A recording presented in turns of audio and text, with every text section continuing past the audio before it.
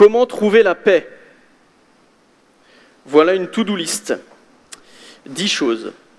Fais des pauses pour respirer et méditer. Établis des limites saines et positives, ne pas s'oublier soi-même. Désencombre ton espace de vie.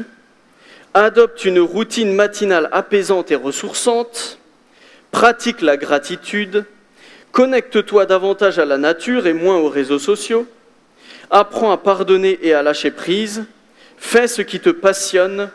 Explore et exprime ta créativité. Fais moins de choses. Voilà ce que Tiffany Button, une youtubeuse, conseille pour trouver ce qu'elle appelle la paix intérieure durable. Est-ce que c'est là-dessus qu'on veut se baser?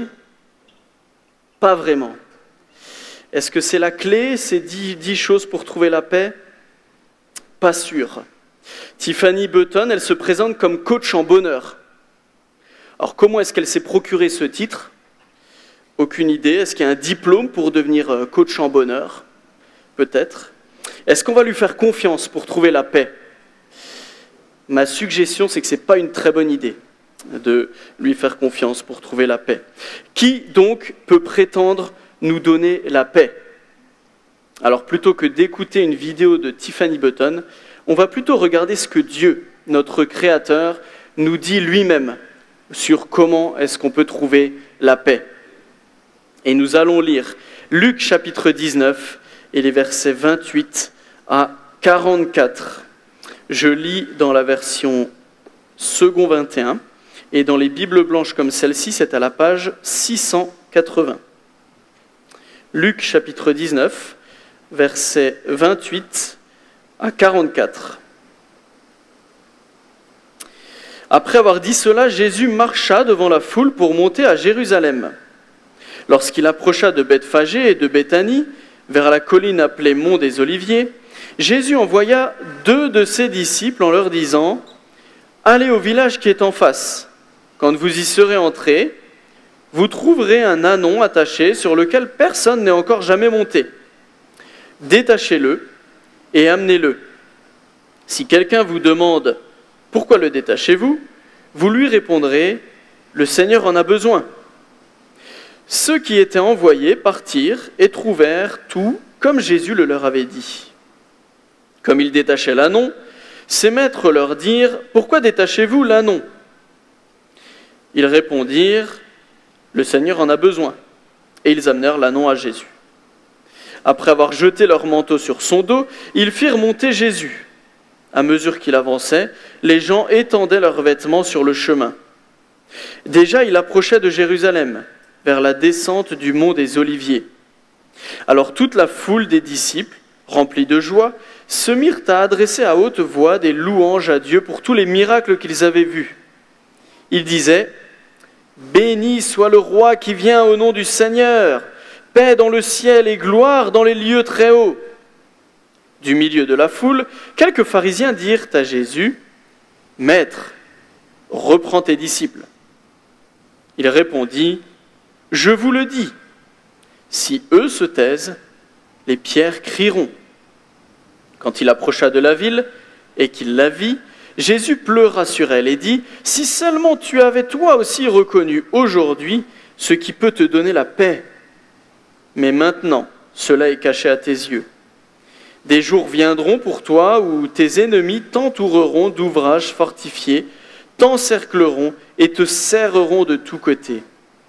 Ils te détruiront, toi et tes enfants au milieu de toi, et ils ne laisseront pas en toi pierre sur pierre, parce que tu n'as pas reconnu le moment où tu as été visité. » Et c'est la fin de la lecture de ce texte, et c'est ce texte-là que je vais exposer, c'est-à-dire que je vais expliquer, tenter d'illustrer, et puis prier que le Seigneur l'applique à nos cœurs.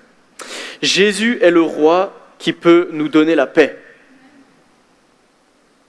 Mais la paix dont il est question, ce n'est pas essentiellement la paix intérieure. Il ne parle pas essentiellement de cette paix-là, il parle d'une paix bien plus importante. Une paix dont dépend notre avenir éternel. Et cette paix, elle dépendra de notre accueil ou de notre rejet de Jésus. Cette paix dépendra de notre accueil ou de notre rejet de Jésus. Premièrement, le roi accueilli, versets 28 à 40. Et dans le passage précédent, Jésus avait enseigné la foule concernant l'importance d'être un serviteur fidèle et les conséquences si le roi est rejeté. Et voilà maintenant Jésus qui continue son chemin vers Jérusalem. Vous savez qu'il est en chemin vers Jérusalem depuis, de mémoire, probablement le chapitre 9, où il est en chemin vers Jérusalem. Voilà, c'est ça. Et on voit ça au chapitre 9, verset 51, où Jésus prend la décision de se rendre à Jérusalem. Et là, à ce moment du texte, on approche doucement de cela. Il est en chemin vers Jérusalem. Il ne perd pas son objectif de vue. Il s'approche du terme de son voyage. Il n'est plus qu'à quelques kilomètres de la capitale, dans la banlieue proche de Jérusalem. On voit ça au verset 29, lorsqu'il est question de ces quelques villes. Jésus va donc envoyer 2 de ses disciples pour une mission assez surprenante. Alors, si vous êtes familier de ce texte biblique, peut-être c'est quelque chose de naturel. On entend ça, Jésus va monter sur un ânon, voilà. Mais c'est quand même assez surprenant comme mission. Et regardez, versets 30 et 31, voilà la mission, et c'est Jésus qui leur dit cela. Allez au village qui est en face. Quand vous y serez entrés, vous trouverez un ânon attaché sur lequel personne n'est encore jamais monté. Détachez-le et amenez-le. Si quelqu'un vous demande « Pourquoi le détachez-vous ?», vous répondrez « Le Seigneur en a besoin ». Est-ce que les disciples vont questionner Jésus ? Ça aurait pu paraître logique, mais surtout quand on sait la demande qu'il fait. Et quand on ne sait pas pourquoi on doit faire telle ou telle chose, souvent on demande. Quand les enfants ne savent pas pourquoi on leur demande quelque chose, ils n'hésitent pas à demander la raison de notre demande. Mais pourquoi ? Pose pas de questions, ou alors on leur explique. C'est mieux, d'ailleurs. Mais parfois, il faut juste obéir. Ici, les disciples, ils obéissent à Jésus. Ils partent, et puis il s'avère que tout ce que Jésus avait dit, c'est réalisé. On voit ça dans les versets 32 et jusqu'à la première partie du verset 35. Jésus est au contrôle de tout ce qui se passe. Il ne subit pas. D'ailleurs, il ne subit jamais rien. Il prépare là quelque chose. Mais quoi ? Pour quelle raison est-ce que Jésus veut se procurer un ânon ?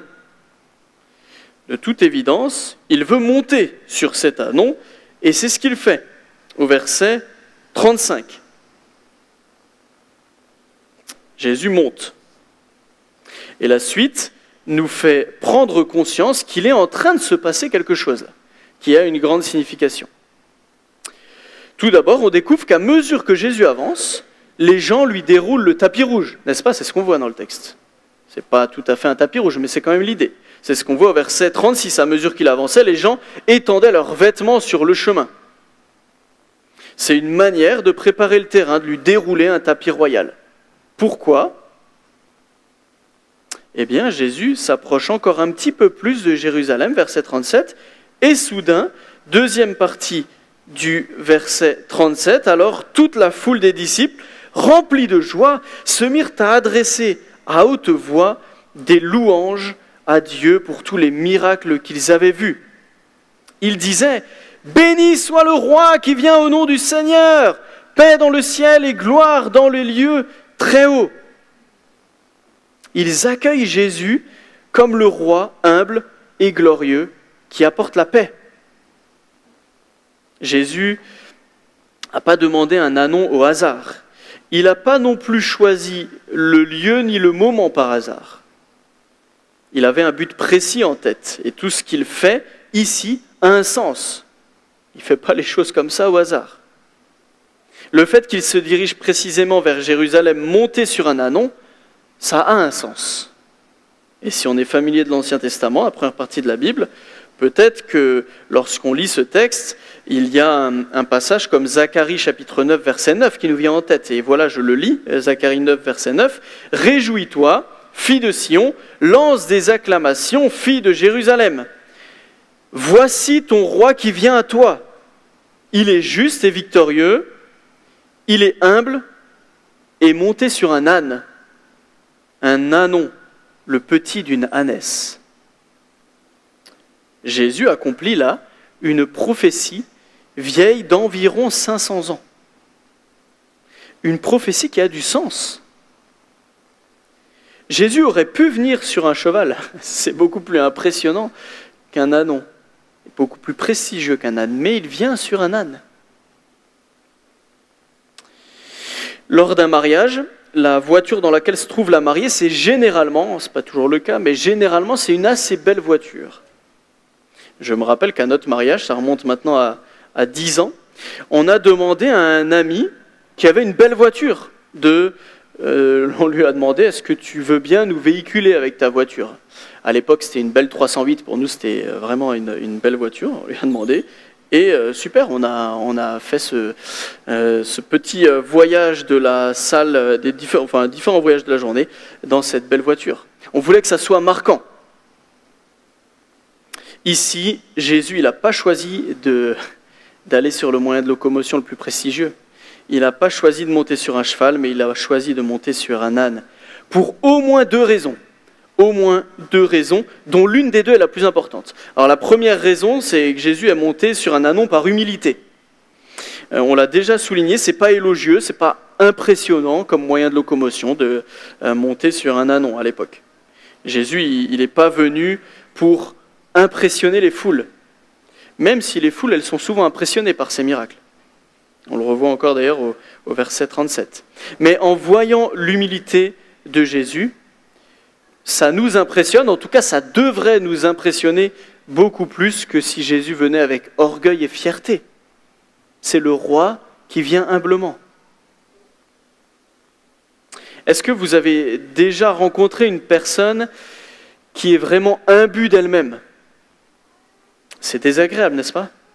Ça ne donne pas vraiment envie de rester avec cette personne. Ça donne plutôt envie de fuir. L'orgueil, c'est détestable. Jésus n'était pas orgueilleux. Il est venu humblement.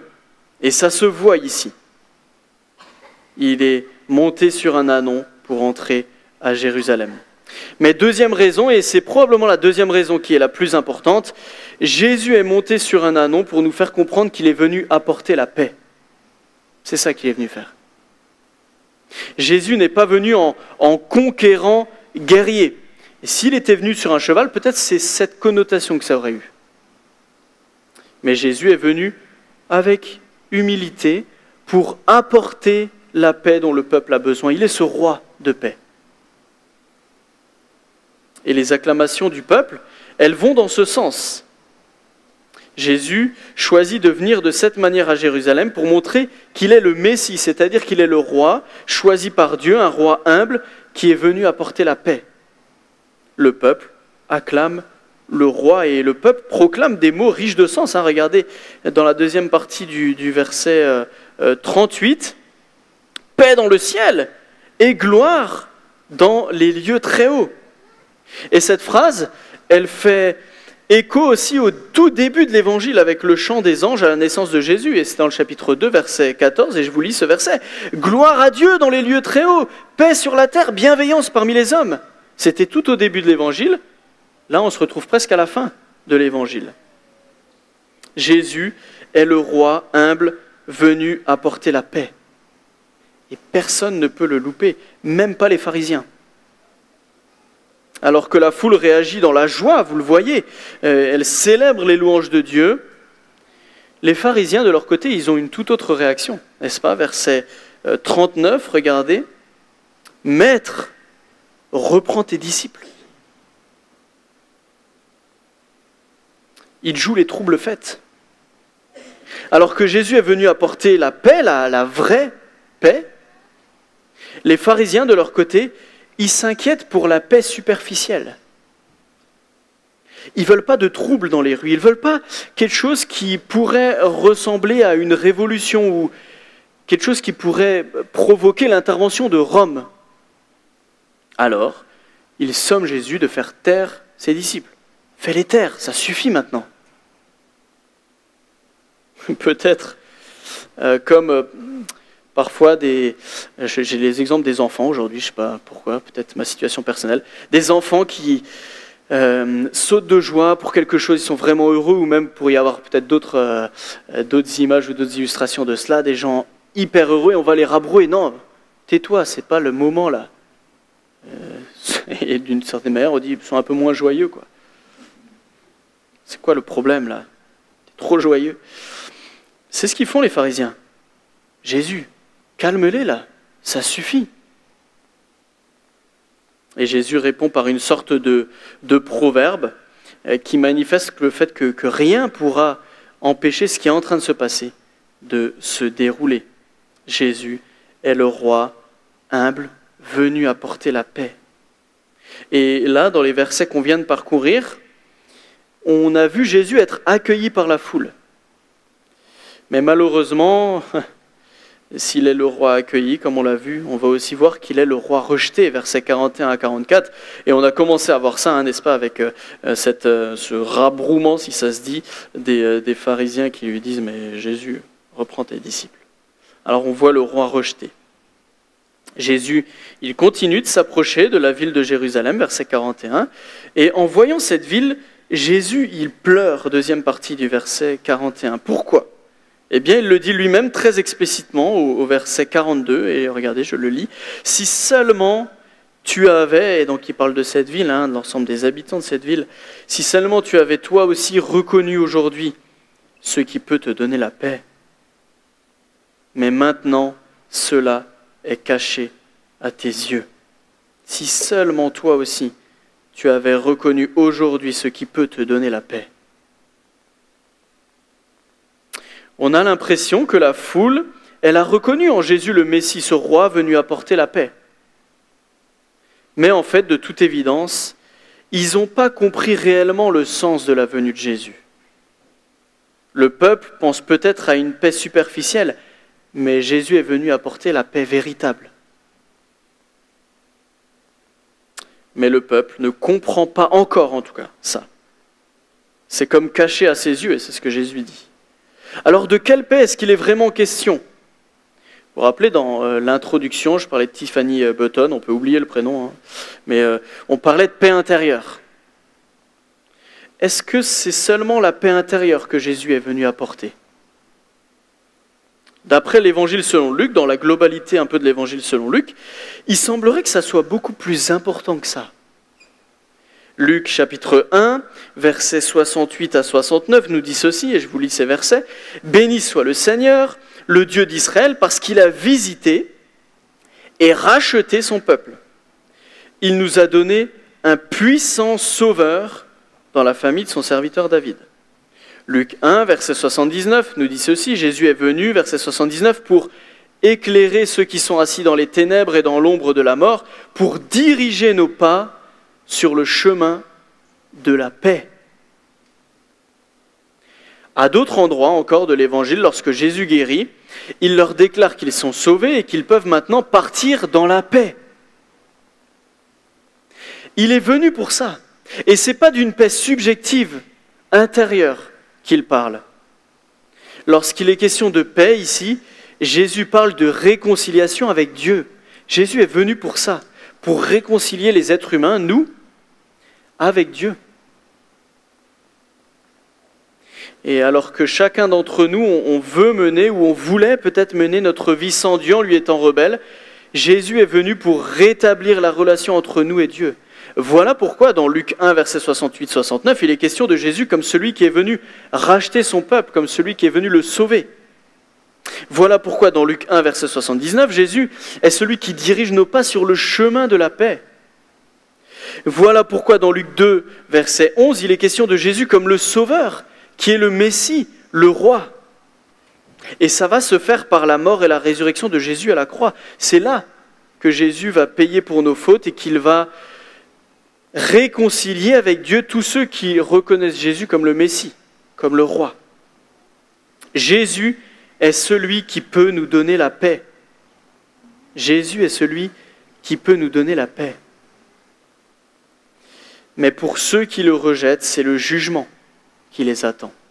Et c'est ce que les versets 43 et 44 symbolisent. Dans ces versets 43 et 44, Jésus annonce que les Romains vont s'emparer de la ville de Jérusalem en l'an 70 après un temps de siège, et c'est un fait historique, ça s'est vraiment passé. Dieu se servira des Romains pour juger la ville qui a défié Jésus, comme le Fils de Dieu, comme le roi. Ça s'est passé parce qu'ils n'ont pas reconnu le moment où ils ont été visités. Mais ce jugement, c'est seulement un prémisse de ce qui se passera pour tous ceux qui rejettent Jésus, le roi. Le jugement dernier sera bien plus terrible pour tous ceux qui ne reconnaissent pas Jésus comme le Messie. Et tous les petits jugements qu'on vit ici sur terre, ce ne sont que des prémices de ce jugement plus terrible qui va à un moment donné se passer. Et ce jugement plus terrible, c'est souvent dit dans l'Évangile, ça sera d'amers regrets éternels, une souffrance éternelle pour ceux qui ont rejeté Jésus. Ça ne sera pas l'éclate en enfer, comme si Satan était le chef de l'enfer et on va s'éclater, on va pouvoir boire, on va pouvoir faire la fête. Non, ça sera des regrets éternels d'avoir, lorsque Jésus va revenir, tout le monde va reconnaître là la splendeur du roi, mais ça sera trop tard pour ceux qui ont rejeté Jésus. Et donc ça sera des regrets éternels minces. Et peut-être plus que ça, pourquoi est-ce que je n'ai pas accepté Jésus comme mon sauveur ? Et ça sera des souffrances éternelles. Pour tous ceux qui ne veulent pas de Jésus qui vient pour apporter la paix, alors ils auront la guerre.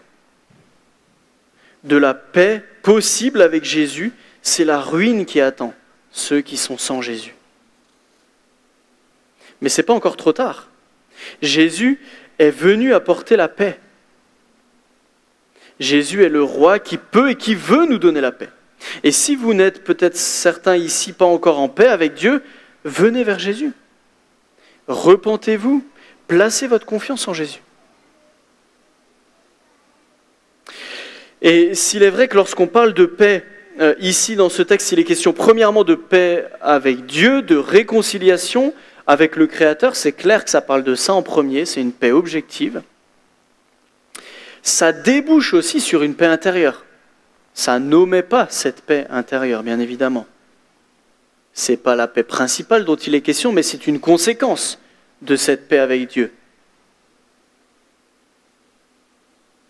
Et ce n'est pas une paix qu'on peut avoir en suivant les 10 clés de développement personnel que j'ai données tout à l'heure dans l'introduction.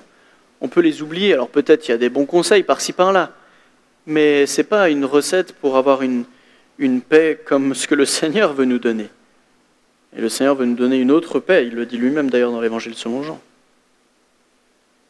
La paix que Jésus nous donne, c'est une paix de se savoir en sécurité aussi avec Jésus, de se savoir réconcilier avec Dieu, de se savoir entre les mains du Créateur bienveillant.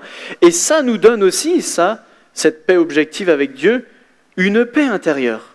On sait qu'on est en sécurité, on risque rien.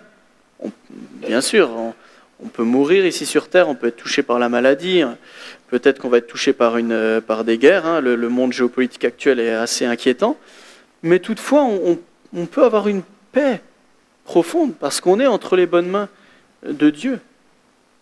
Jésus nous donne une paix que le monde ne peut pas donner. Et là, le constat est frappant, on regarde autour de nous, le monde ne peut nous donner aucune paix. Ni notre président de la République, ni personne, et on ne peut pas compter non plus sur des chefs d'État de l'autre côté de l'Atlantique, avec leur superpuissance pour nous donner une paix. C'est plutôt peut-être inquiétant. Mais Jésus est celui qui nous donne une paix. Il rétablit notre relation avec le vrai roi, le grand roi, le roi établi pour toujours, Dieu. Celui qui est le maître de ce monde, c'est Dieu. Ce n'est pas le président américain, ni russe, ni français, ni rien d'autre. Et voilà pourquoi la naissance de Jésus, c'est une bonne nouvelle. Et c'est le sujet d'une grande joie. Si on a placé notre confiance en Jésus, on est en paix avec Dieu. Et ça nous donne une vraie raison d'être en paix dans notre cœur. Rien de ce qui peut nous arriver ou de ce qui peut arriver dans le monde ne peut nous faire perdre cette paix profonde parce que rien ni personne ne peut nous séparer de l'amour de Dieu manifesté en Jésus-Christ, notre Seigneur.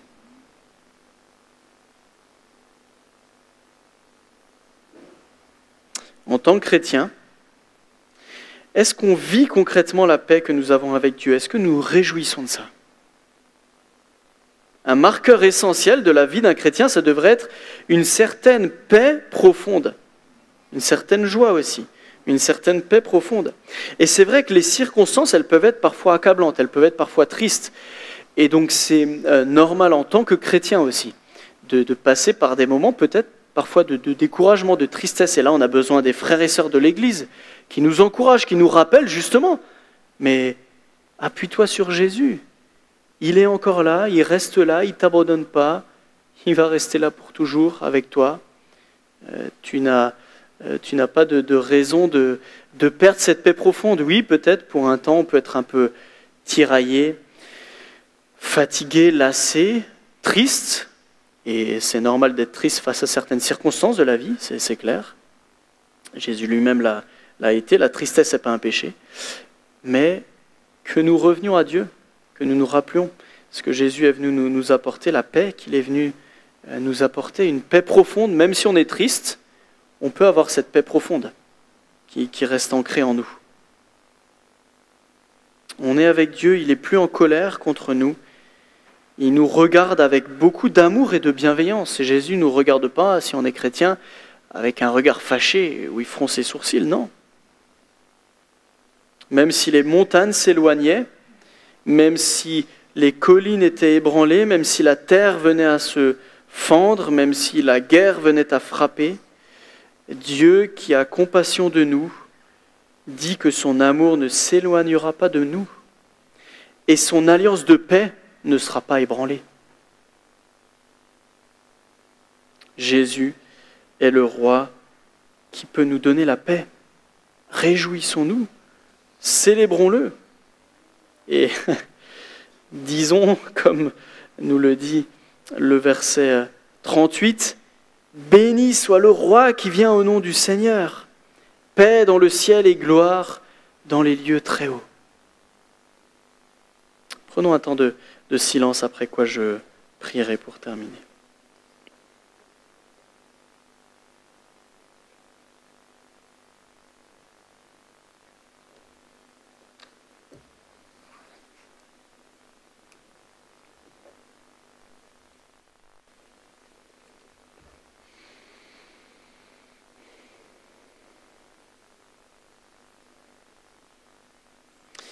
Merci Seigneur pour ce bon rappel, en regardant dans ta parole ce texte précieux pour nous, que Jésus est ce roi qui nous donne la paix. Et nous sommes en ce moment dans un monde marqué non pas par la paix, mais plutôt par la guerre, par les bruits de guerre, par tout ce qu'on peut entendre autour de nous,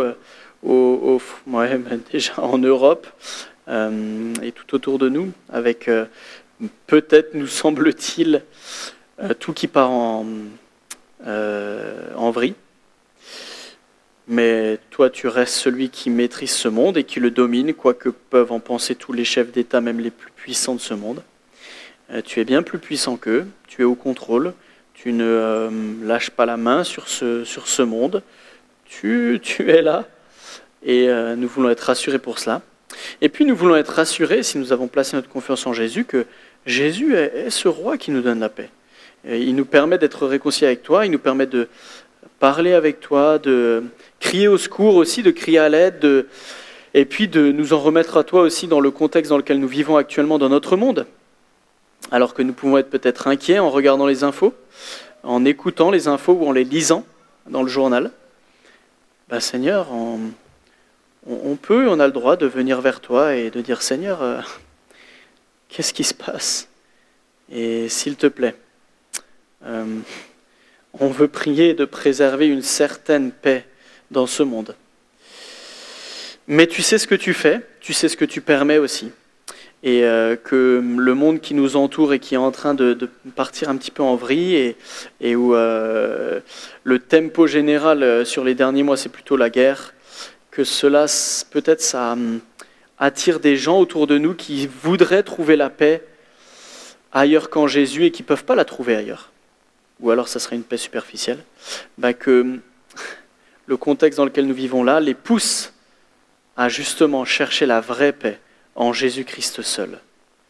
Tu sais comment tu ordonnes les choses, Le Covid a été pour beaucoup une occasion d'aller vers Jésus et d'être sauvés. Merci pour ça, de ces personnes sauvées dans ces moments dramatiques aussi qu'on a pu vivre. Et peut-être que dans les moments que nous vivons actuellement, peut-être que ça va s'empirer ou peut-être pas. On ne te prie pas pour ça, mais on sait que tu utilises toutes choses pour ta gloire et que certaines choses que nous vivons, elles peuvent nous amener à nous placer encore plus entre tes mains et à placer notre confiance en Jésus. Et je te prie que de nombreuses personnes de Montreux, de Varennes et des alentours, et peut-être certains ici ce matin, qui n'ont pas encore placé leur confiance en Jésus, puissent se tourner vers Jésus comme celui qui apporte la vraie paix. Cette paix de pouvoir être rassuré d'être entre tes mains, d'être réconcilié, d'avoir la vie éternelle avec toi pour toujours, quoi que se passe pour nous dans ce monde. Alors merci, encore. Si on veut trouver la paix, il nous suffit d'ouvrir la Bible et de voir à Jésus. Merci encore, Seigneur. Béni soit Jésus qui vient en ton nom, qui est venu déjà en ton nom, qui nous a apporté la paix. Et nous voulons prier ça. Paix dans le ciel et gloire dans les lieux très hauts. Amen.